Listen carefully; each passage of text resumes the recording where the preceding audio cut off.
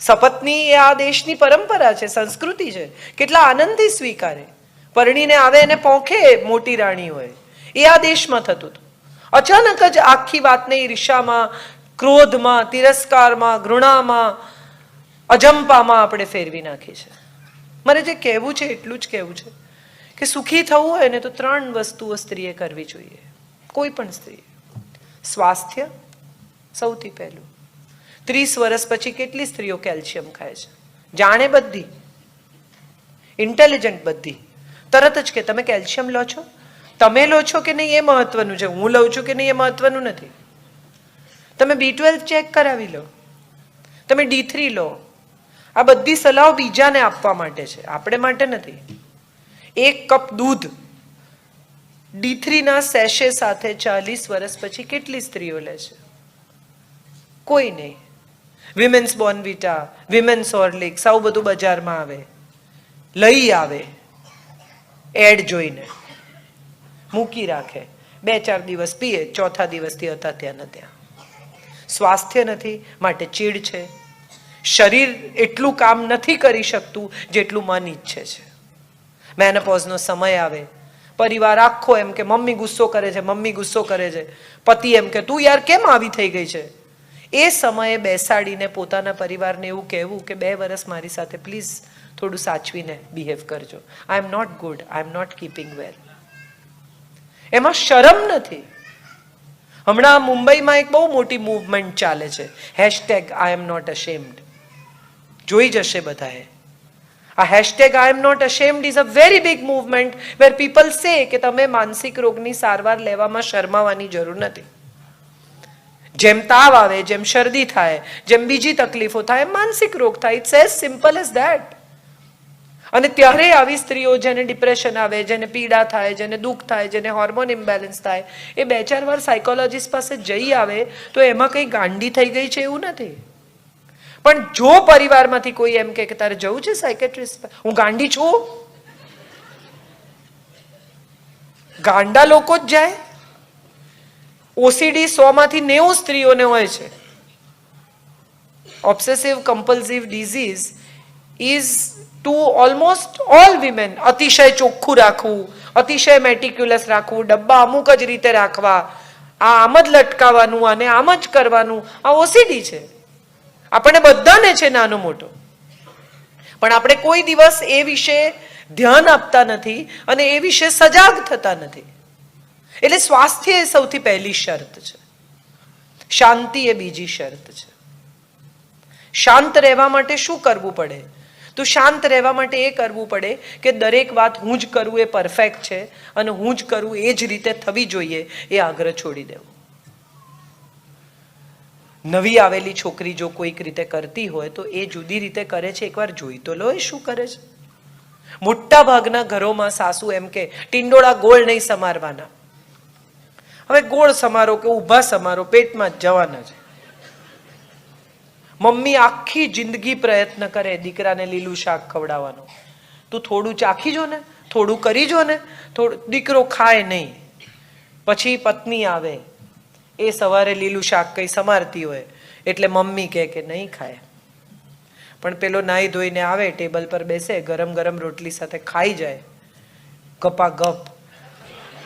અને પછી એ જ્યારે જાય ત્યારે મમ્મીને ગુસ્સો એ વાતનો આવે કે મારા કીધે ના ખાધું, આના કીધે ખાધું. હવે એકચ્યુઅલી તો આનંદ થવો જોઈએ કે 25 વર્ષમાં તમે જે કામ ન કરી શક્યા એ આણે 25 મિનિટમાં કર્યું. થેન્ક યુ કહેવું જોઈએ કે દોસ્ત યાર જબરજસ્ત કર્યું, તે શું કર્યું મને પણ કે. એને બદલે વાંધો પાડવો કેમ? એને તો તમારું જ કામ કર્યું, તમને જે જોઈતું હતું એ જ કર્યું. તો શાંતિ એ બીજી શરત છે. અને શાંતિ માટે એક બહુ જ મહત્વનો મુદ્દો એ છે કે આપણે સરખામણી છોડી દઈએ. કમ્પેરિઝનમાંથી સ્ત્રીઓ બહાર આવી જશે ને તો બહુ શાંત થઈ જશે. આનું આમ, આનું આમ. મેં કેટલી બધી સ્ત્રીઓને એવું કહેતી સાંભળી છે કે એના હસબન્ડ તો એટલા સરસ રીતે હસી હસીને વાત કરે. એ તમારી સાથે હસી હસીને વાત કરે છે. એને ઘેર જાઓ,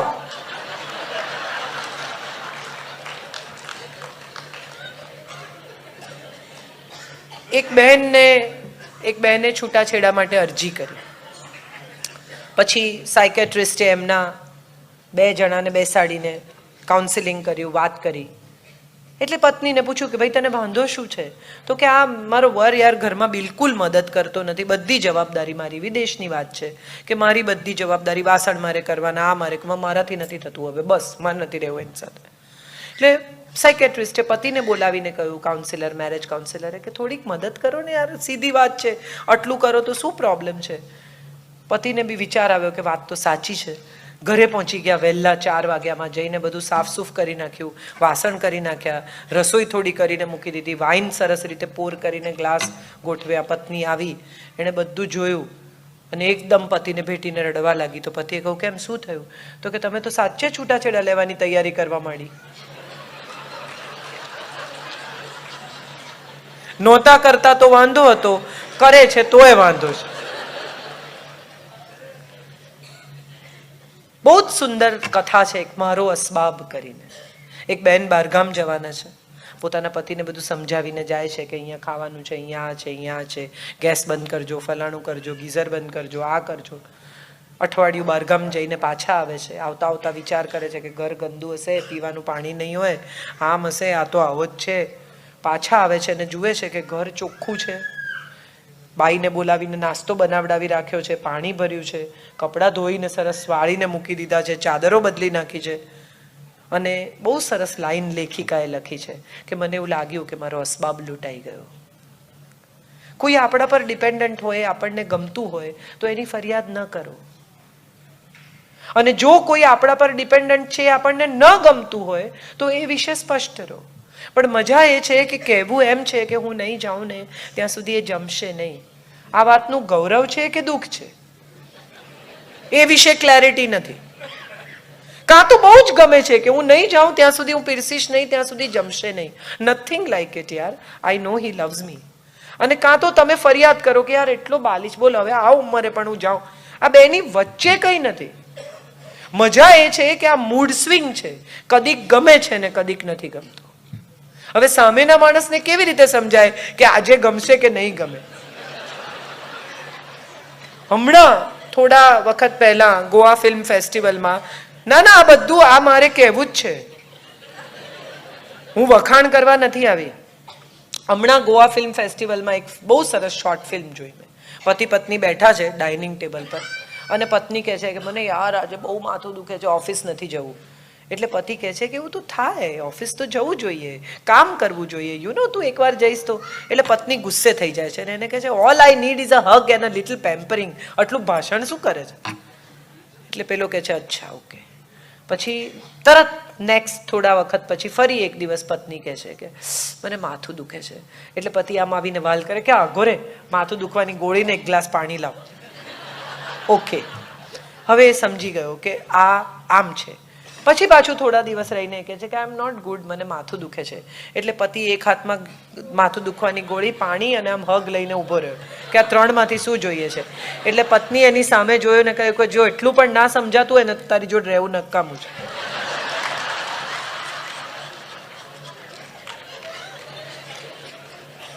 આ મૂડ સ્વિંગ્સ છે અને મજા છે. આ મૂડ સ્વિંગ્સની મજા છે. એ રૂકમણી હોય, પાર્વતી હોય, લક્ષ્મી હોય, સરસ્વતી હોય, આ બધાના મૂડ સ્વિંગ છે.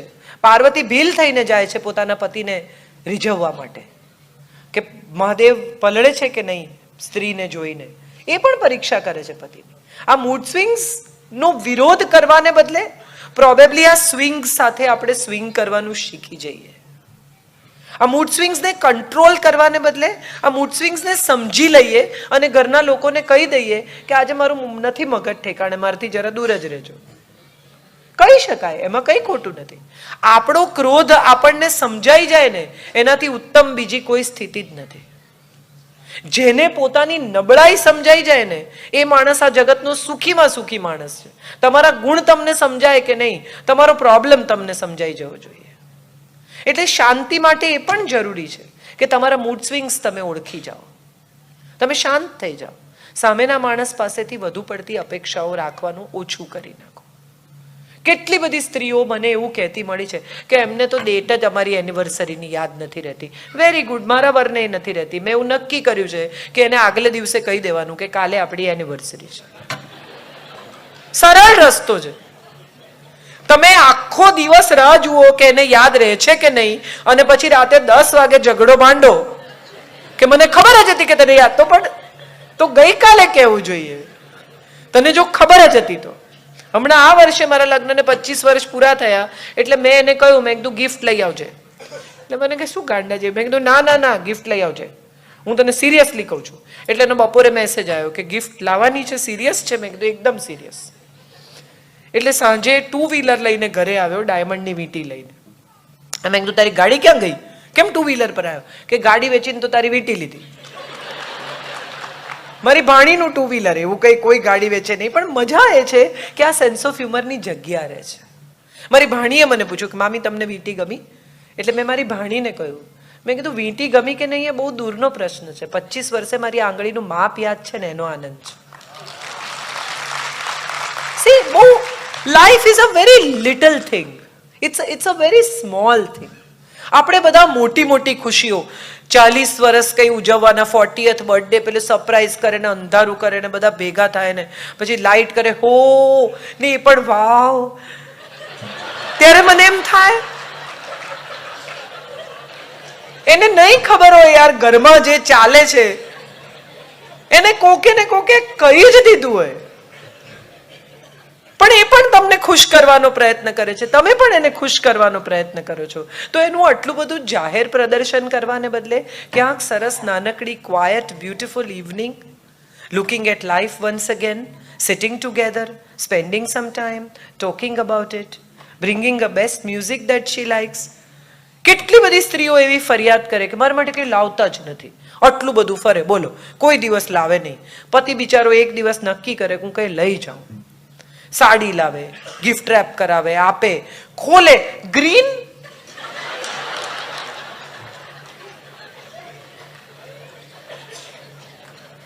કોઈ લાવ્યું છે, તમે એ વસ્તુનો કેમ આદર નથી કરી શકતા? શાંતિ માટે આ બધું જરૂરી છે. સ્વીકાર, પરમ સ્વીકાર. If you want to be peaceful, learn to accept. If you want to be happy, learn to accept. If you want to be absolute peaceful with yourself, accept what is happening around you. Accept people the way they are. વિવાહ થાય ને નવા તો એકબીજાને બદલવાની પ્રક્રિયા ચાલે. તું હવે તેલવાળા વાળ લઈને ના આવ એટલે પેલી સવારે બિચારી ધુએ. પત્ની જે થનારી હોય પતિને કે આવા ટાઈટ બ્લાઉઝ જેવા શર્ટ ના પહેરો, આવી ફેશન નથી. એટલે પતિ બિચારા બધા ટાઈટ શર્ટ કાઢ નાખે, લૂઝ શર્ટ પહેરતા થાય. આવી રીતે ચા રકાબીમાં કાઢીને ના પીવો સબડકા બોલાવીને, એ બિચારા છોડી દે. તું આવી રીતે હાથથી દાળ ભાત ના ખા, એ છોડી દે. અને 5 વર્ષ પછી પહેલી ફરિયાદ શું કરે? તમે બહુ બદલાઈ ગયા. આપણે બદલ્યા કેમ? જે છે એવા આપણે ચાહી નથી શકતા માણસો. કેમ દરેક વ્યક્તિ વિશે આપણને ફરિયાદ છે? એ આપણે આપણી જાતને પૂછવાનું છે. આમાં આટલું બદલો, આમાં આટલું બદલો, આમાં આટલું. કોઈ પણ ચીજ એઝ ઇટ ઇઝ ગમે નહીં તો એમ માનવું કે આપણામાં કંઈક ખરાબ છે, કોઈનામાં નહીં. અને બહુ નાની પણ બહુ મહત્વની વાત એ છે કે મોટા ભાગની સ્ત્રીઓને ક્રોધ આવે ને ત્યારે જીભ પર કંટ્રોલ નથી રહેતો. ક્રોધમાં શું કહેવું અને શું ન કહેવું એની ચોઈસ નથી રહેતી. અને પછી એમ થાય કે હું ન બોલી હોત તો સારું થાત. અરે રે, મેં ક્યાં આવું બધું કહ્યું. એને બદલે એક ક્ષણ જાતને આપવી અને પૂછવું કે આ જે હું કહેવા જઈ રહી છું એ કહેવું જોઈએ કે ન કહેવું જોઈએ. અને જો ન કહેવું જોઈએ તો ન કહેવું. દરેક માણસમાં એટલી ઇન્ટેલિજન્સ હોય જ છે કે એને સમજાય કે કશું ખોટું થયું છે. સાઉથ ઇન્ડિયન પિક્ચરની જેમ 3 તમાચા મારીને હમણાં જ સમજાવવાની જરૂર નથી. એને પણ સમય આપો. સામેનો માણસ પણ સમજતો હોય છે. થોડો સમય આપો. કોઈ પણ પરિસ્થિતિને, બે લોકોને તમે વિચાર કરો, આ હાડકાનું, હું તો તમને સાદો દાખલો, પ્લાસ્ટર કરે, હાડકું તૂટે તો શું કરે? પ્લાસ્ટર કરે. કેમ? જોડીને એઝ ઇટ ઇઝ રહેવા દે થોડા દિવસ, તો ધીમે ધીમે હાડકું સંધાય. સંબંધમાં પણ તિરાડ પડે ને તો શાંતિનું પ્લાસ્ટર કરી દેવાનું, એની મેળે એ સંધાઈ જાય. આપણે બધા સમજ્યા વગર હમણાં જ અત્યારે વાત કરો મારી સાથે, હમણાં ને હમણાં કશું થવાનું જ નથી. અને માફી માંગે ને પછી મજા એ આવે કે સોરી કે ને એટલે તરત મેં સોરી તો કહ્યું, હવે તો મૂડ સારો કરો. તરત કેવી રીતે કોઈનો મૂડ સારો થાય? દરેક માણસને એટલું લિવરેજ આપવું એ આપણી જવાબદારી છે. આ શાંતિ એ બીજી શરત છે. અને ત્રીજી સુખી થવાની સૌથી મોટી અને સૌથી સરળ શરત છે ને, એ ક્ષમા છે. દરેક માણસને માફ કરો. બહુ સરસ મને એક શેર ગમે છે, कुछ ऐसे मैंने अपने को आजाद किया, कुछ ऐसे मैंने अपने को आजाद किया, कुछ लोगों से माफी मांगी, कुछ को मैंने माफ किया. સ્વયંને બાંધી રાખીને તમે વિચારો તો તમને સમજાય કે તમે જેના પર ગુસ્સો કર્યો, હું પાઠ ભણાવી દઈશ ને, હું સીધા કરી નાખીશ ને, હું મગજ ઠેકાણે લાવીશ ને, હું આમ કરીશ ને, આ બધું તમે જે કહો છો ને એ તમારે માટે છે. એને તો કઈ ફેર જ નથી પડતો. એ તમારા મગજમાં વગર ભાડાની જગ્યા રાખીને રહે છે. અને જ્યારે ને ત્યારે તમે એને યાદ કર્યા વગર રહેતા નથી. એ તમને કોઈ દિવસ યાદ કરતા નથી. સહેજ કંઈ થાય એટલે કે પછી તમને યાદ છે ને પેલા, અરે ભાઈ એ તો ગયો જે કરવાનું હતું એ કરીને. માફ કરી દો, છોડી દો, મુક્ત કરી દો. એ પણ જાય ને તમે પણ છૂટા થાઓ. એક પતિને કોઈ ગર્લફ્રેન્ડ હતી, બેનપણી હતી, પરણ્યા પછી હતી. એ વાતને એટલી ઘૂંટે કે તમને ઘણીવાર એવી નવાઈ લાગે કે આટલું બધું દુઃખી થવા જેવું આમાં ખરેખર કંઈ હતું કે નહોતું. અને જો હતું, ખરેખર તમને એની સામે વિરોધ છે, તો મૂકી દો ઘર બેગ ભરીને. ત્યાં જ રહેવું છે, એ જ જગ્યાએ એની સાથે જ જીવવું છે, અને છતાંય હૃદયમાં આ દુઃખ સંગ્રહી રાખવું છે. આ બંને ભેગું નહીં બને. કાં તો તમે શાંત થઈ જાઓ, ક્ષમા કરી દો, સ્વસ્થ થઈ જાઓ અને આ સંબંધને ફરી એકવાર જોડવાનો પ્રયાસ કરો. અને નહીં તો નક્કી કરી લો કે મારે નથી રહેવું એની જોડે, બેકાર માણસ છે. તમે એવું કહો છૂટાછેડા જોઈએ છે કે ના, જુદા નથી પડવું, રહેવું છે સાથે જ, અને પેનફુલી કનેક્ટેડ રહેવું છે. આ કેવી વાત છે વિચારો. આનાથી કોણ સુખી થાય છે? આ ત્રણ વાતો સાથે મારે કહેવું છે કે આપણે બધા જ સ્ત્રી, દરેક સ્ત્રી પાસે ગજબ તાકાત છે. પરિવારને અત્યંત સુખી કરવાની, સંતાનોને મોટા કરવાની, સારા નાગરિક બનાવવાની, પોતે ખુશ રહેવાની, પરિવારને ખુશ રાખવાની, આ બધી શક્તિઓને એક બાજુ મૂકીને આપણે શેને માટે ફરિયાદમાં અટવાઈએ છીએ? What is it? દીકરીને પણ માં શીખવાડે, બધા આવા હોય હો, સાચવવાનું હો. હું મારી દીકરીને એમ શીખવું કે પાછળ સ્કૂટર પર છોકરો કોઈ આવતો હોય કે ચાલતો ચાલતો આવતો હોય તો ઊભા રહેવું અને કેવું, ચાલ આવું જ મારા પપ્પાને મળવા. ડરવાનું શું? કોનાથી ડરવાનું? કરાટે શીખવવાથી કઈ નહીં થાય, હૃદયમાં હિંમત જોઈશે.